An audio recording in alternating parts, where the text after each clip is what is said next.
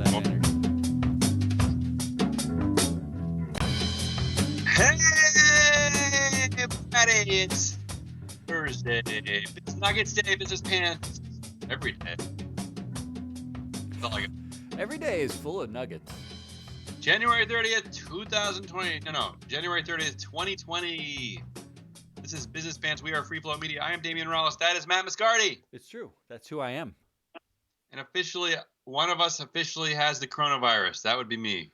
I woke up sick. It's true. You have been complaining about your throat and upper respiratory problems. I don't know about that, but is that part of the coronavirus? Upper respiratory Yeah, that's the whole problem? thing, isn't it? Isn't it like pneumonia-like? The whole thing is just fear. That's what it is. I think it's a fear disease. Do you think Yeah. coronavirus is really just code for China xenophobia?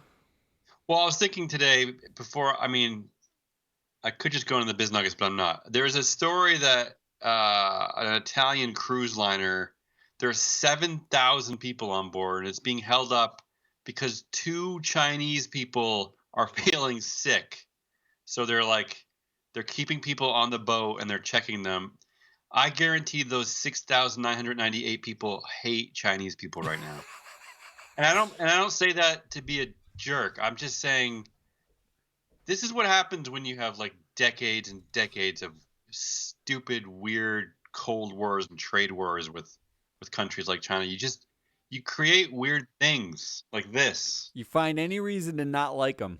Yes, thank you. Well, do you how soon do you think it is before they push the boat out to sea and just leave them out there? Well, luckily it's the same cruise lines that actually capsized itself in the Mediterranean Sea. So thank God. maybe they're capable of screwing up again. Maybe they can get Dennis Muhlenberg to be the CEO of the cruise lines over there. And maybe Dave Calhoun can change the culture of the cruise Sorry, line. speaking of which, we could just get going because I have Calhoun stories and coronavirus stories. Today I'm pulling up the music. It's all Biz Nuggets today. So we won't even do an agenda. Let's just get right into let's nugget out. Yeah, let's ask the guy who's sick with a sore throat to do a lot of shit today. That's what we're going to do. I want you to, and I want some energy out of you. Okay, all right. Here we go. I got to hear the music a little bit, though. All right, here it is. Ready? Here it comes. Yeah. Stretch it out. Woo! Whoa. You like it. Sorry, Matt's wife. I do like it. Yeah, my wife hates this. Coronavirus outbreak reaches nearly 8,000 with 170 deaths in China. Markets continue sell-off over fears. Google is temporarily shutting down all its offices in China.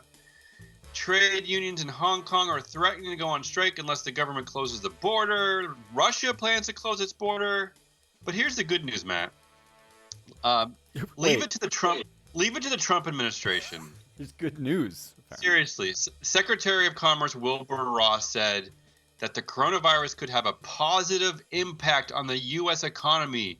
This is a quote. I don't want to talk about a victory lap over a very unfortunate, very malignant disease, but the fact is it does give businesses another thing to consider when they go through the review of their supply chain.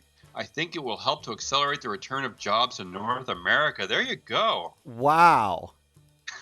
That's a classy response It's to classy, isn't it? to a virus One of my favorite butts killing of people. the new year. You know what? That kind of response requires some classy music. Yeah. Here's some classy music. I did hear.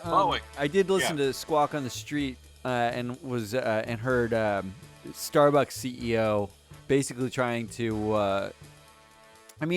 It's like a humanitarian crisis, and when they're asking the CEO simultaneously about earnings and how this will affect earnings a humanitarian crisis, it is funny to watch sort of both the CEO squirm and try to say like, oh, don't worry about earnings. And it's like it starts off with like, we're worried about our people on the ground there, and we want them to be okay, but also our earnings are intact, and we really feel strongly that we will see our way through this, and our next quarter will not be dramatically impacted. And it's like, Really? Is this the forum for that question? How is your next quarter going to look? Because people are dying where you operate? It's like it's a squirm from each butt cheek. It does, it A does double feel kind of cheek weird. squirm. Speaking of squirming. Speaking of weird, Boeing. Ready? This is a great squirm, a CEO squirm. In a call with analysts and investors, Boeing CEO Dave Calhoun, and we're not going to call him new anymore because he's been part of the culture for a long time. Long-standing insider, now CEO Dave Calhoun. He received the following question from an analyst. Here it is. How do you change the culture at a big organization like Boeing? This is Calhoun's response. I kid you not. He sighed. Yes, that's right. He pulled a Charlie Brown. He sighed and said, "Boy, is that a big question." He actually then hung up and called Ken Duberstein to ask him what the best way to change the culture was. Ken Duberstein, if you haven't been listening to this show, being the lobbyist in charge of architecting the Boeing board over the last decade. I mean, to sigh and then say, "Boy, is that a big question?" Like he didn't know that question would be coming. I mean, that's sad, Dave Calhoun. Sad. How do you change the culture? Oh, well. I mean, honestly, did you expect him to say, "Well, you should start by firing me," since I basically am the embedded culture of Boeing? Meanwhile, Boeing's duopoly brother Airbus is facing a $4 billion fine following a crippling 3-year probe into allegations of bribery and corruption over jetliner sales. So there you go. So now if you are Southwest Airlines, do you just throw up your hands and be like, forget it, there are nowhere to buy planes anymore? Nice segue, Matt. Speaking of Southwest Airlines, there's a report out of the Wall Street Journal that says that Southwest flew 17 million passengers on planes with unconfirmed maintenance records. Ooh, nice. All I know is that every time I get on an airplane, whether it's Southwest or JetBlue or anybody, this is not, I'm airplane agnostic about this. I'm pretty sure I am going to contract coronavirus. Okay. So I just want to weave all these narratives together. Is there a less clean place than an airline seat? Maybe a bathroom on an Amtrak. I'm not actually sure. Okay, all right. You're going to New York next week. How are you going to get there? Are you going to? I'm probably going to take Amtrak. I love Amtrak. I wish it was more publicly subsidized than it currently is. Agreed. All right, next, big data creepiness. Really, this Facebook stories. Facebook's new off-Facebook activity tool will now show you exactly how it stalks you, even when you're not using Facebook. Thanks, Facebook. Wait, it's called the off-Facebook activity tool? Yes, I kid you not. So, is that like they've named your life? I mean, isn't that what that is? Yeah, they're pretty much saying, look, you're being stalked 24/7. There's nothing you can do about it, but here's how we're stalking you. here's a tool to understand what you did with your life. Understand how we're stalking and how we're cataloging it. Because in the absence of your memory, we now have a tool to supplant memory. Facebook also announced a $550 million settlement over claims that it illegally collected and stored biometric data for millions of users without their consent. Same week of stories there. Can we raise a glass to TikTok, who we're mortally afraid of? Why? Because of China? Coronavirus? We're not afraid that Mark Zuckerberg actually has biometric data on us, but we are afraid of China. Meanwhile, Microsoft's earnings reports were very good. Facebook's was not, according to analysts, which makes me worry about how Zuck reacts to bad earnings reports. I don't know what. Luckily for scaredy cats like me, Democratic presidential candidate Elizabeth Warren just released a plan to fight disinformation to hold tech companies accountable for their actions in light of the 2016 election. So let the wars continue. Disinformation. All right, up next in a category called Do We Care? Here it is. This is for you. Do we care, Matt? The answer is probably no. There's no doubt. Baseball star Bryce Harper prefers Instagram to Twitter because of all the negativity on Twitter. Do you care, Matt? Have you been on Twitter? Yeah, it sucks. I mean, it's basically a troll fest. I mean, you have to say so. Or look at me fest. So yeah. I don't. If you're a listener of this podcast, we have a Twitter account. I'm trying to be relatively active on Twitter. I have like 10 followers on Twitter. In order to make a splash of any kind, I have to tag 40 people who only sort of matter and hope that they actually look at it and then maybe retweet it. And in order to do that, you have to basically be inflammatory. Is it shocking in any way, shape, or form that in order to get people's attention, you have to say shit that's crazy? And this is why Donald Trump is effectively all of Twitter's revenue, because there's just crazy shit that just gets said all day long on Twitter. Yeah. Twitter is the cesspool of narrative. It's a narrative cesspool. And Facebook is you giving up all of your information and data. And Instagram is you showing everyone what a wonderful life you have is. And LinkedIn is effectively you telling everyone you're the most important person in the job world. Like all of them just feel terrible to me. This is my personal bias. As an investor, if I had to pick one, I mean, which one would you pick? I guess I'd go with the boring one, which would be LinkedIn. I feel like Microsoft's its ability to be boring and persist just seems impressive. I'm going to go with the human one, which is Twitter. Because the long-term answer is humanity is terrible to each other, and we don't regulate it. Oh, ouch. That's sad. All right, up next in Do We Care, Popeyes will sell a limited edition clothing line after Twitter users compared Beyonce's Ivy Park collection to the fast food restaurant's uniforms. Do we care about that? You don't have to answer that.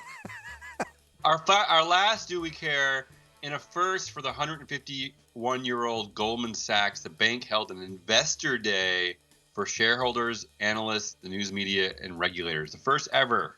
They opened its doors. Do we care, Matt? Same laughter. I like it. We just heard about Airbnb is having a stakeholder day. And for the first time in 150 years, Goldman Sachs had an investor day. Yeah. I mean, it means they're hurting, right? Do we have to wait 150 years for them to care about stakeholders? Another 150? Is that the way that works? That sounds right. Okay, good. All right. All right. Up next, how many trees, Matt? Matt, you did some great tree math yesterday, so let me see if you can quickly do the math for me on this one. All right. Amazon CEO Jeff Bezos's ex-wife, Mackenzie, has recently sold about $400 million worth of Amazon stock. She still owns roughly $36 billion worth of that stock. How many trees, Matt? So she owns $36 billion worth of Amazon stock? Yeah. And the question is, how many trees is that worth? Yeah. So at a roughly, you can estimate about $300 per tree. That's a good tree, right? We established? Yeah, that's a pretty good tree. That's like a tree. nice adult tree. So it's about 120 million trees. Jeez, that's nice. All right. Up next, creepy corporate and CEO behavior. I got a bunch of them today. I like creepy. The U.S. government announced former Wells Fargo CEO John Stumpf is barred from ever working at a bank and will pay about $18 million in connection to scandals at Wells Fargo. How about that one? John Stumpf is barred from ever working at a bank again? Yeah, that's the news story. How many trees is that worth? One big fat happy tree.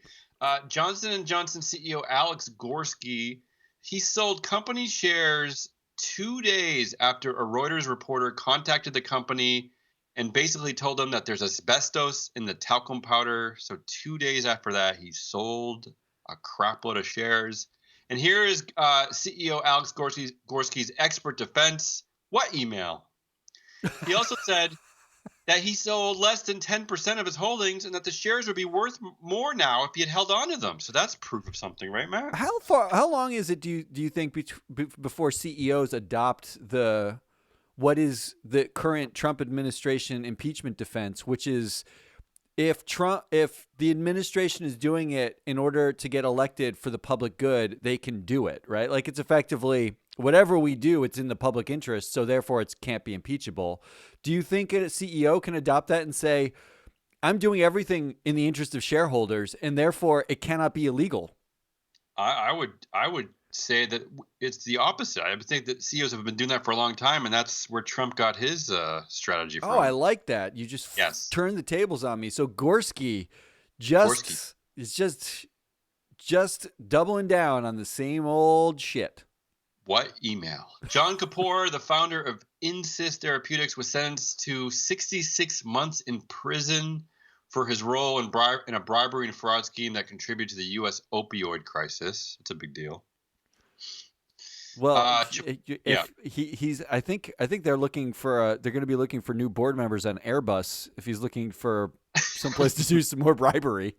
Yeah, and since Muhlenberg just stepped down from Caterpillar, I think Caterpillar has an opening too. Chipotle, once again doing weird stuff, is fined over $1 million in Massachusetts for a vast child labor case, as it regularly let teenagers work too many hours per week and too late on school nights. That's a big whoopsie there from Chipotle. I mean, the bigger whoopsie is I still won't eat there because I'm afraid of E. coli.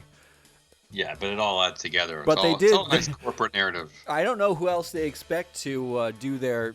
Wasn't it Chipotle who like guaranteed like a 1 minute drive through? Oh yeah, a 1 minute burrito. I mean, who else are you gonna get to serve those 1 minute burritos? Yeah, squeaky teenagers who are like high on Ritalin. I mean, it's both. Adderall. The teenagers both have to serve, and they're probably serving teenagers driving through, so it's a win-win for them. Just make sure you get the Adderall teenagers, not the weed teenagers. That's all I say. I don't know. The weed teenagers seem pretty lucrative. Despite all this, all these stories, what's our big CEO apology of the week, you ask? Here's the big CEO apology of the week. Sonos CEO Patrick Spence apologized. He actually apologized after the company announced that legacy speakers won't get new features beginning in May. He had to apologize for that because I guess the old speaker owners were sad. Yeah, I know. I don't know. That's the apology? Yes, that's the apology. Honestly, we are in an age. We have to resurrect the apology tour because we haven't talked about it in a while. Yeah, it's true. We do, and I think we're not talking about it because we appear to be in an age where no one apologizes for anything substantial. Like every apology is qualified somehow. Right, but when your speakers aren't getting like new features, that definitely rises to the apology. Or when your luggage CEO Steph Corey is the ex now CEO of Away, which is a private company, so don't go looking to invest in them anytime soon. But she is ousted for keeping the temperature too cold and being generally not a nice person. But your boy CEOs, your little boy CEOs, they can rant and rave and fire people and even touch people inappropriately, and their apologies are like, "Oh, I didn't know that was inappropriate." Looking at you, Franklin. You're painting a nice picture there of corporate American boardrooms. All right, let's move on to the Business Roundtable. I do love them. So I guess this is what the Business Roundtable meant, this next story. This is kind of their mission accomplished moment. In roughly 500 stores, Walmart is raising its starting hourly pay for newly created team associate role. This is like a big announcement from Walmart. They're very proud of this. They're raising the hourly pay to $12 from $11. and there's two things you should know here. The first is that this incredibly generous raise that it's showing off is only part of a test, so it might not actually be a permanent thing. Okay. The second thing is that the new chair of the Business Roundtable is Walmart CEO Doug McMillon. So there you go. The giving back to stakeholders, looking out for their employees. This is a nice moment, Matt. I'm just going to let that linger. In other Business Roundtable news, as part of our Headlines of the Week series, here are the two headlines on the same day. This is the same, I think from the same news source even, but here's the headlines. The first one is, No bonus bump for JP Morgan bankers and traders. That's no bonus bump for JP Morgan bankers and traders. The other headline is Jamie Dimon gets a raise to $32 million after a record 2019 profit at JP Morgan. Wow. I mean, maybe this one should have gone in Do We Care? Okay, all right. I just like I like the dichotomy there. I mean, yeah. I mean, record profit. Jamie's getting he's up to 32 million, but everyone else, Yeah, Jamie Dimon, stepping off the Business Roundtable chair role is probably the bigger deal. Do you think that's a rejection of stakeholder capitalism? He's just like, we're doing like, what now? Yeah, exactly. Well, notice that his people.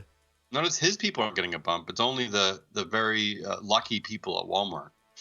All right, let's just end Biz Nuggets. Let's hear some story. I got a few more. Let's hear some music. I want to hear that music. Here, bring it up. All right, let's go to our potpourri section. Kobe Bryant told CNBC in 2016 he wanted to be remembered more for investing than he did for basketball. I guess this is why business pants is cooler than sports, right? Well, I mean, I will say, actually, do you think Kobe, was secretly jealous that Shaq was on the Papa John's board? No, I think he knew that anything Shaq did was kind of a goof.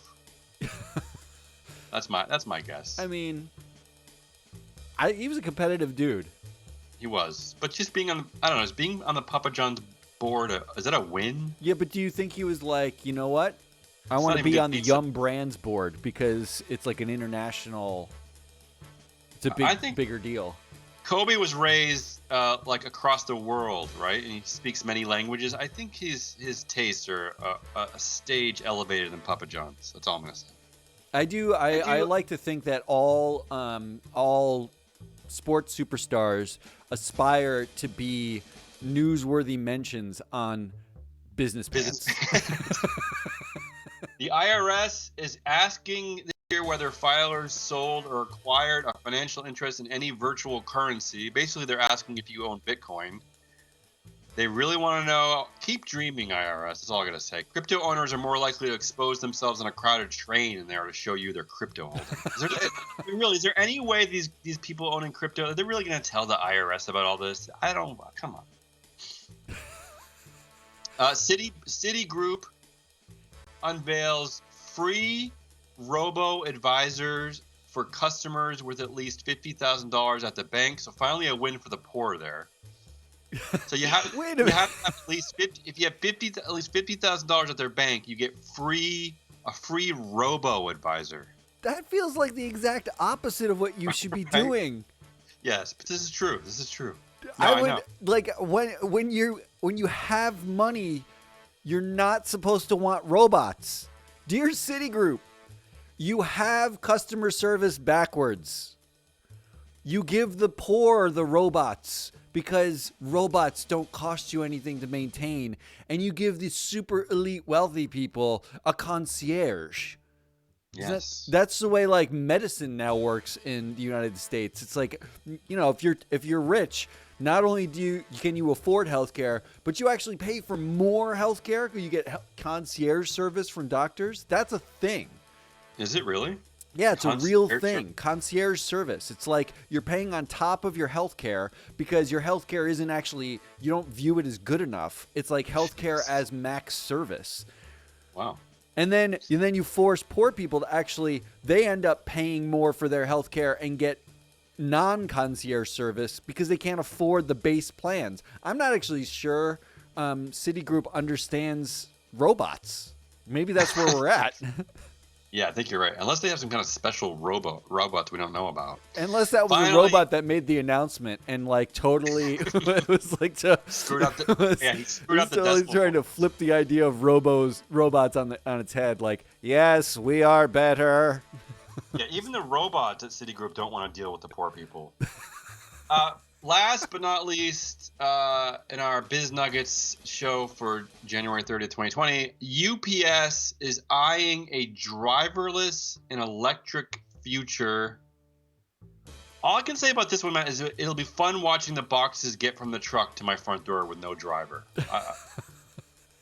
That's it. That's all I got. They probably load the UPS trucks with drones, and then they drive Yeah. it they fly it just from the truck right to your. So the drone will bring it to your house. Is that it? Either that, or they actually have a person sitting in there eating ice cream, going from place chuck it to at you. place. Or what are they Maybe they- solving for? Exactly. Maybe they can partner with Google and Fitbit, and they could force people out of their homes to walk 14 steps to get their packages. That'll be an accomplishment 20 years from And now. then Facebook can take the biometric statistics of the people they deliver to, and Sell it. Walmart can, because they got a camera, can watch everything that you've got in your refrigerator. Oh, Dystopia is not far from here. no. All right.